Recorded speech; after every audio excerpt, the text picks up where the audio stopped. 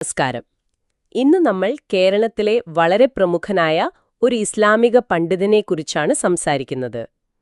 Samastha Kerala Jamiyyathul ഉലമായുടെ president Sayyid Muhammad Jifri Muthukoya Thangal. അതെ, അപ്പോൾ അദ്ദേഹത്തെക്കുറിച്ച് നമുക്ക് കിട്ടിയ ചില വിവരങ്ങൾ ഒന്ന് വിശദമായിട്ട് നോക്കാമല്ലേ? തീർച്ചയായും.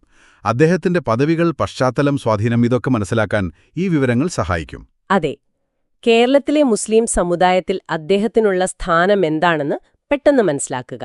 അതാണ് നമ്മുടെ ലക്ഷ്യം. അപ്പോൾ അദ്ദേഹത്തിന്റെ ഏറ്റവും പ്രധാനപ്പെട്ട പദവി, അതിൽ നിന്ന് തന്നെ തുടങ്ങാം. സമസ്തയുടെ പ്രസിഡന്റ് സ്ഥാനം. അത് തന്നെയാണ് ഏറ്റവും പ്രധാനം. കാരണം സമസ്ത എന്ന് പറയുന്നത് കേരളത്തിലെ ഏറ്റവും വലിയ, ഏറ്റവും പഴക്കമുള്ള ഒരു സുന്നി പണ്ഡിത സംഘടനയാണ്. ശരിയാണ്. ലക്ഷക്കണക്കിന് അനുയായികളുണ്ട്. അതെ. അപ്പോൾ ആ സംഘടനയുടെ പ്രസിഡന്റ് എന്ന പദവിക്ക് എന്താ പറയാ, അതിന്റെ പ്രാധാന്യം വളരെ വലുതാണ്. മതപരവും സാമൂഹികവുമായ കാര്യങ്ങളിൽ സമസ്തയുടെ അഭിപ്രായങ്ങൾക്ക് വലിയ വിലയുണ്ട്. അപ്പോ ആ സ്ഥാനത്തിരുന്ന് തങ്ങൾ പറയുന്ന കാര്യങ്ങൾക്ക് സ്വാഭാവികമായും വലിയ സ്വാധീനമുണ്ടാകും. ഉണ്ടാകും, ഉറപ്പായും. ഇവിടെ ഒരു ശ്രദ്ധേയമായ കാര്യം, അദ്ദേഹത്തിന്റെ വ്യക്തിപരമായ പശ്ചാത്തലം കൂടി ഈ പദവിയുടെ ഒരു ശക്തി കൂട്ടുന്നുണ്ട്. അതെങ്ങനെയാണ്? ഒന്ന് വിശദമാക്കാമോ? അദ്ദേഹത്തിന്റെ പൂർണ്ണമായ പേര് നോക്കൂ. സയ്യിദ് മുഹമ്മദ് ജിഫ്രി മുത്തുക്കോയ തങ്ങൾ. അതിലെ സയ്യിദ് എന്ന പദം അത് പ്രവാചകൻ മുഹമ്മദ് നബിയുടെ പരമ്പരയിൽപ്പെട്ടവരെ ബഹുമാനപൂർവ്വം സൂചിപ്പിക്കുന്നതാണല്ലോ. അതെ, അതുതന്നെ അദ്ദേഹത്തിനൊരു പ്രത്യേക ആത്മീയ പരിവേഷം നൽകുന്നുണ്ട്. അനുയായികൾക്കിടയിൽ അത് വലിയൊരു ആദരവിന് കാരണമാകുന്നുണ്ട്. പിന്നെ സ്വദേശം മലപ്പുറം ജില്ലയിലെ തിരൂരങ്ങാടിക്കടുത്ത് മുട്ടമെന്ന സ്ഥലമാണ്. ശരി. ഇനി അദ്ദേഹത്തിന്റെ വിശ്വാസപരമായ കാര്യങ്ങളിലേക്ക് വന്നാലോ? അദ്ദേഹം സുന്നി ആശയധാരയാണ് പിന്തുടരുന്നത് എന്ന് പറയുന്നു. അതിൽ ഷാഫി മദ്ഹബ്. അതെ, കേരളത്തിലെ പരമ്പരാഗത മുസ്ലിങ്ങളിൽ മഹാഭൂരിപക്ഷവും പിന്തുടരുന്നത് ഷാഫി കർമ്മശാസ്ത്ര രീതിയാണ്. അപ്പോൾ ആ ഒരു ധാരയുടെ ആളാണ് അദ്ദേഹം. വിശ്വാസപരമായി അശ്ശരി ചിന്താധാരയും പറയുന്നുണ്ടല്ലോ. ഉണ്ട്. അശ്ശരി അഖീദ അത് സുന്നി ഇസ്ലാമിലെ പ്രധാനപ്പെട്ട ഒരു ദൈവശാസ്ത്ര രീതിയാണ്. യുക്തിക്കും പ്രമാണങ്ങൾക്കും ഒരുപോലെ പ്രാധാന്യം കൊടുക്കുന്ന ഒന്ന്. അതോടൊപ്പം ആത്മീയമായി സൂഫി മാർഗവും പിന്തുടരുന്നു. സൂഫിസം ഏതൊക്കെ ത്വരീക്കത്തുകളാണ് പ്രധാനമായും? ഇവിടെ പറയുന്നത് ഖാദിരിയ, റിഫായിയ തരീക്കത്തുകളാണ്.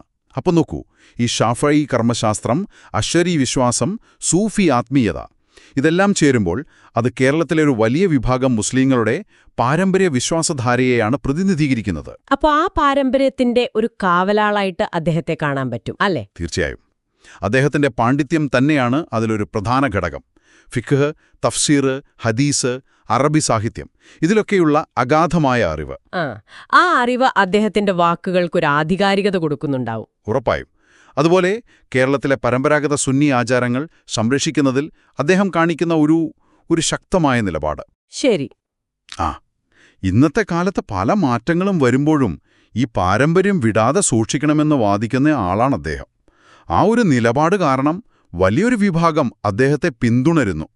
സമസ്തയുടെ കീഴിലുള്ള വിദ്യാഭ്യാസ സ്ഥാപനങ്ങളിലും അദ്ദേഹത്തിന് വലിയ പങ്കുണ്ടെന്ന് തോന്നുന്നു. വളരെ നിർണായകമായ പങ്കുണ്ട്. ആയിരക്കണക്കിന് മദ്രസകളും ദർസുകളും മറ്റ് സ്ഥാപനങ്ങളും സമസ്തയ്ക്ക് കീഴിലുണ്ട്. അവിടങ്ങളിലെ പഠനരീതികളും മറ്റും രൂപപ്പെടുത്തുന്നതിൽ ഈ നിലപാടുകൾക്ക് സ്വാധീനമുണ്ട്. ദഅ്വ, അതായത് മതപ്രബോധന പ്രവർത്തനങ്ങളിലും അദ്ദേഹം സജീവമാണ്.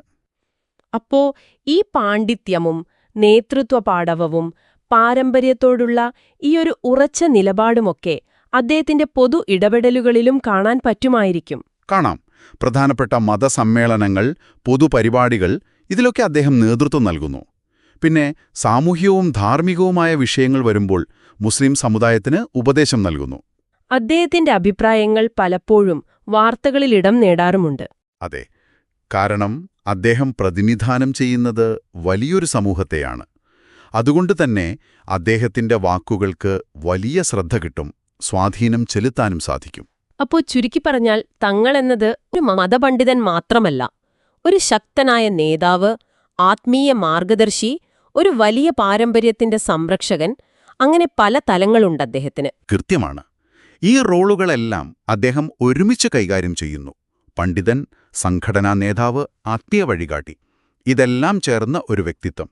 അത് അദ്ദേഹത്തെ കേരളത്തിലെ മതസാമൂഹിക രംഗത്ത് വളരെ പ്രധാനപ്പെട്ട ഒരാളാക്കി മാറ്റുന്നു. ശരിയാണ്. ഈ വിവരങ്ങൾ വെച്ച് നോക്കുമ്പോൾ കേരളത്തിന്റെ ആ ഒരു പ്രത്യേക പശ്ചാത്തലത്തിൽ അദ്ദേഹത്തിനുള്ള സ്ഥാനം വളരെ വലുതാണെന്ന് വ്യക്തമാണ്. അതെ. ഇനിയിപ്പോൾ നിങ്ങൾക്ക് ആലോചിക്കാൻ ഒരു കാര്യം കൂടി പറയാം. എന്താണത്? ഇത്രയും ശക്തമായി പാരമ്പര്യത്തിൽ വേരുകളുള്ള ഒരു വലിയ സംഘടനയെ നയിക്കുന്ന തങ്ങൾക്ക് പോലെയുള്ളവർ വളരെ വേഗത്തിൽ മാറിക്കൊണ്ടിരിക്കുന്ന ആധുനിക കേരളമുണ്ടല്ലോ, അവിടുത്തെ പുതിയ സാമൂഹിക സാഹചര്യങ്ങൾ, പുതിയ ചിന്തകൾ, ഇവയുമായി തങ്ങളുടെ ആ പാരമ്പര്യ കാഴ്ചപ്പാടുകളെ എങ്ങനെയായിരിക്കും പൊരുത്തപ്പെടുത്തുക, അല്ലെങ്കിൽ എങ്ങനെയാണ് അതിനെ സമീപിക്കുന്നത്? അതൊരു നല്ല ചോദ്യമാണ്.